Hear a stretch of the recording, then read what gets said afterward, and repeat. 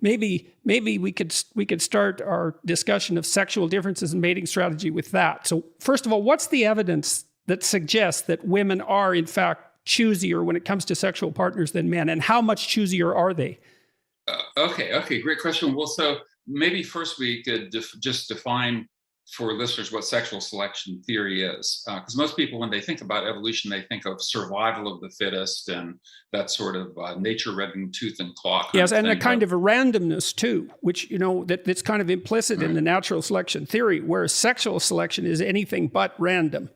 Yeah, absolutely. So sexual selection. So if natural selection, this is oversimplified, but is the evolution of adaptations due to their survival advantage, or the survival advantage that accrued to the possessors.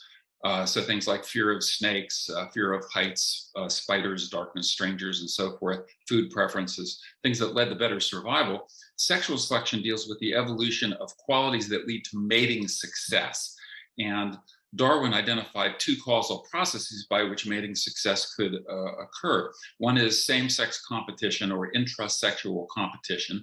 And the logic there is that whatever, he thought about it in terms of contest competition, where there was a physical battle, like two stags locking horns in combat, with the victor gaining sexual access to the female, loser ambling off with a broken antler, dejected with low self-esteem and probably needing some psychotherapy.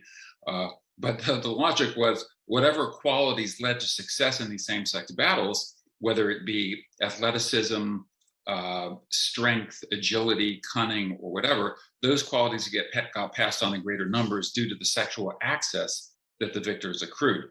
Qualities associated with losing basically bit the evolutionary dust. The second component, so that's intrasexual competition, which actually the logic is more general than Darwin envisioned. So like in our species, as we were alluding to, we often compete for position and status hierarchies. And so we can engage in intrasexual competition without engaging in this physical battle or contest competition, although I think that the contest competition was also part of human evolutionary history with males. The other component process is basically what Darwin called female choice. And the logic there is that whatever qualities, if there's some consensus about the qualities that are desired, that men possessing the desired qualities have a mating advantage. They get preferentially chosen. Those lacking the desired qualities basically become incels or involuntarily celibate. They get shunned, banished, or ignored. Now, the twist on that, and so I think sexual selection is by far a more interesting process and definitely has occurred with respect to humans. But the twist there is that we have mutual mate choice, at least when it comes to long-term mating, especially when it comes to long-term mating. And that gets to the issue of Trevor's theory of parental investment, where he asked the question, well, which sex does the choosing? Which sex does the competing? And his answer was the sex that invests more in offspring tends to be choosier. Sex that invests less tends to be more competitive for access to those desirable members of the opposite sex. But in long-term mating, now we know from our reproductive biology that women have that 9-month pregnancy, which is obligatory. So women can't say, look, I'm really busy with my career. I really only want to put in 3 months. It's just part of our reproductive biology to produce one child. And men can produce that same child through one act of sex. And so women are, at least when it comes to sex, the choosier sex, the higher investing sex, in part because the costs of making a bad mating decision are much more severe for women than for men. Man and woman hook up, have sex for one night. In the morning, they both realize, oh, this is a mistake. I shouldn't have done that. Well, if the woman gets pregnant, then she might be pregnant with a guy who is not going to invest in her offspring.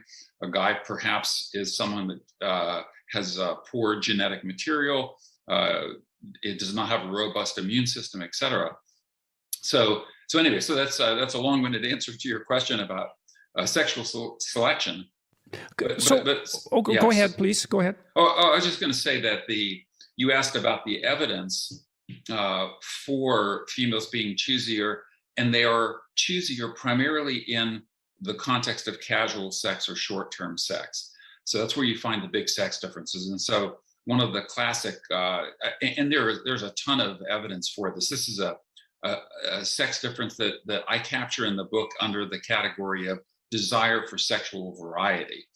So men have a much greater desire for, meaning a variety of sex partners than women do. And so the choosiness comes in on, I'll just give you one experiment. This is a classic study done by Elaine Hatfield and Russell Clark, where they had male and female Confederates, which for listeners are members of the experimental team. It doesn't mean people from the South United States. But they had male and female Confederates simply walk up to members of the opposite sex on a college campus and say, "Hi, I've been noticing you around campus lately. I find you very attractive. Would you," and they asked them one of three questions: would you go on a date with me tonight? Would you come back to my apartment with me? Would you have sex with me? And it was a between groups design. So they simply recorded the percentage of individuals who agreed to these three different requests. And of the women, about half, about a little over 50% agreed to go out on a date with the guy. 6% agreed to go back to his apartment.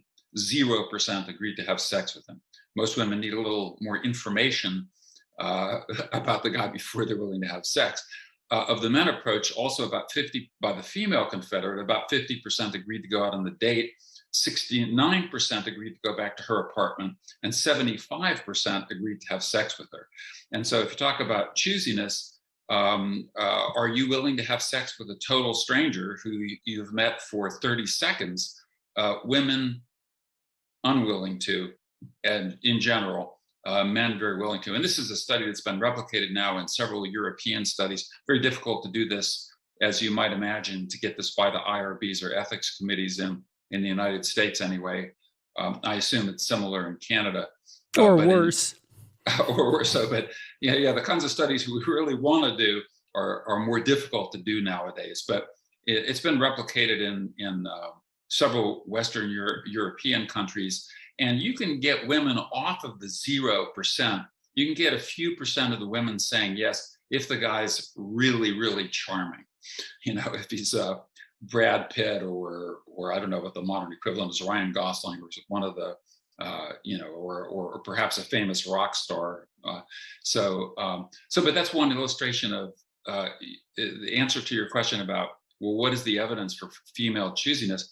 Now, the interesting thing, I'll give you one more. So there are studies that ask, what is the minimum percentile of intelligence that you would accept in a potential partner? So, we explain percentiles to people so they understand 99th percentile, first percentile, 50th, and so forth. And basically for things like a marriage partner, men and women are roughly equal. They both are very exact. And they say what they want, like say 65th, 70th percentile in intelligence. Where the sex difference comes up is just a sex partner, a pure sex partner with no investment. Women still maintain, they still want, let's say, 60th or 60 plus percentile in intelligence, whereas men drop, to embarrassing levels. That doesn't really, it becomes irrelevant. The 35th, 40th percentile men go, if she can mumble a little bit, that's fine, or even not.